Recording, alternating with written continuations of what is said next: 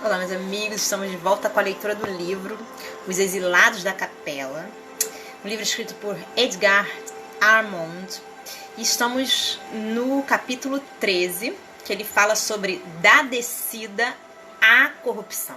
Ele fala sobre esse processo, né, que o homem viveu. E, abrindo aspas, citando a Bíblia, ele diz o seguinte: e aconteceu que, como os homens começaram a se multiplicar sobre a face da terra e lhes nasceram filhas, viram os filhos de Deus que as filhas dos homens eram formosas e tomaram para si mulheres de todas as que escolheram. Fechando aspas. E ele diz o seguinte: isto quer dizer que os degredados aqui mencionados como filhos de Deus, encarnando no seio de habitantes selvagens do planeta, não levaram em conta as melhores possibilidades que possuíam, como conhecedores de uma vida mais perfeita. E ao desposarem as mulheres primitivas, adotaram seus costumes desregrados e deixaram-se dominar pelos impulsos inferiores que lhes eram naturais. Chegaram numa época em que as raças primitivas viviam mergulhadas nos instintos animalizados da carne e, sem se guardarem, afundaram na impureza, não resistindo ao império das leis naturais que se cumpriam irrevogavelmente, como sempre sucede. Já vimos que a encarnação dos capelinos se deu em sua primeira fase e mais profundamente entre os Rutas, habitantes da Lemúria e demais regiões do Oriente, povos estes que representavam elevada estatura, cor escura, porte simiesco e mentalidade rudimentar. Esses detalhes, mormemente a compleição física, ficaram também assinalados na Gênese.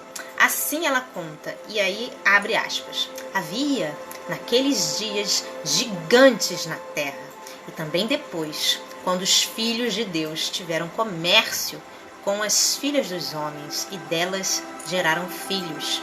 E aí ele coloca em nota que Nefelim é o termo hebraico que os designa. Então essas pessoas se chamavam Nefelim, de acordo com a Bíblia.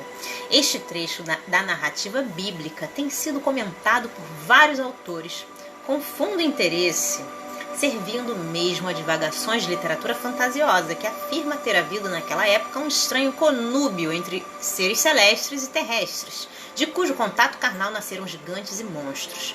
Porém, como se vê, não se deu, nem teve o fato nenhum aspecto sobrenatural, pois gigantes haviam, conforme o próprio texto esclarece, tanto antes como depois que os capelinos, filhos de Deus, encarnaram. Nem podia ser de outra forma, considerando-se que eles encarnaram em tipos humanos já existentes, com as características biológicas que na época lhes eram próprias. E é sabido que os tipos primitivos de homens e animais eram agigantados em relação aos tipos atuais. Nada há de estranhar, porque nos tempos primitivos tudo era gigantesco. As plantas, os animais, os homens, estes principalmente, tinham que se adaptar ao meio agreste e hostil em que viviam e se defender das feras existentes e da inclemência da própria natureza. Por isso, deviam possuir estatura e força fora do comum. Os lemurianos e os atlantes tinham estatura elevada e os homens do Cro-Magnon, que já estudamos, a julgar pelos esqueletos encontrados numa caverna perto do povoado do mesmo nome na França, possuíam em média 1,83 m, ombros muito largos e braços muito curtos e fortes, bem menores que as pernas, o que prova serem já bem distanciados dos símios. As construções pré-históricas, como os dólmens, menires, pirâmides, etc., eram de dimensões e peso verdadeiramente extraordinários, e somente homens de muita desenvoltura física poderiam realizá-las e utilizá-las, porque na realidade eram túmulos gigantescos para homens gigantescos, que ainda se encontram em várias partes do mundo, e em todas as partes tem mesmo o nome de túmulos de gigantes. Mas sigamos a narrativa bíblica no ponto em que ela se refere a essa mistura de raças, de orbes diferentes. E aí, abrindo aspas: então disse o Senhor: não contenderá o meu espírito para sempre com o homem, porque ele é carne. Porém, os seus dias serão 120 anos. Fechando aspas. Isso nos leva a compreender que a fusão então estabelecida, cruzamento verificado, foi tolerado pelo Senhor sem embargo dos fatores de imortalidade, sem embargo dos fatores de imoralidade que prevaleciam. E isso porque os exilados, conquanto fossem espíritos mais evoluídos em relação aos habitantes terrestres, vindo agora habitar esse mundo primitivo, onde as paixões, como já dissemos, imperavam livremente, não resistiram à tentação e se submeteram às condições ambientes. Isso, aliás, não admira, e era mesmo natural que acontecesse, não só pelo grande império que a carne exerce sobre o homem dos mundos inferiores, como também pelo fato de os exilados terem sido expulsos da capela justamente por serem propensos ao mal, falíveis na moralidade.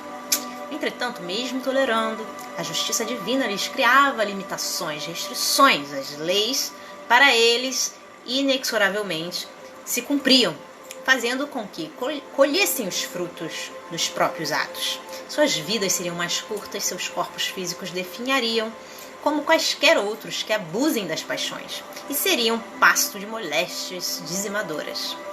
Veja-se na própria Bíblia que para as primeiras gerações de homens após Sete, tempo da descida, e até Noé, dilúvio asiático, considerável é o número de anos atribuídos à existência humana, enquanto a delimitação de 120 anos estabelecida para os descendentes dos homens da corrupção representa uma diminuição considerável, de quase 2/3.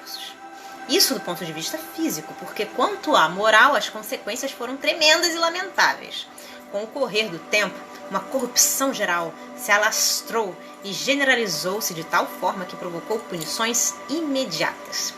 É quando na narrativa bíblica diz, entre aspas, e viu o Senhor que a maldade do homem se multiplicara sobre a terra, e que toda a imaginação dos pensamentos do seu coração era má continuamente.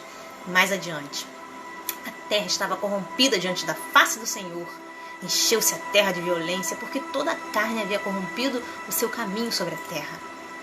Assim, pois, a experiência punitiva dos capelinos, do ponto de vista moral, malograra porque eles, ao invés de sanear o ambiente planetário, elevando-o a níveis mais altos, de acordo com o maior entendimento espiritual que possuíam, ao contrário, concorreram para generalizar as paixões inferiores, saturando o mundo de maldade e com a agravante de arrastarem na corrupção os infelizes habitantes primitivos, ingênuos e ignorantes, cuja tutela e aperfeiçoamento lhes coubera como tarefa redentora. Então, havendo-se esgotado a tolerância divina, segundo as leis universais da justiça, sobrevieram as medidas reparadoras para que a terra fosse purificada e os espíritos culposos recolhessem em suas próprias consciências os dolorosos frutos de seus desvarios. Bom, gente, ficamos por aqui por hoje. Espero que vocês estejam gostando dessa leitura tanto quanto eu. E até a próxima. Um beijo grande. Deus abençoe a todos. Tchau, tchau.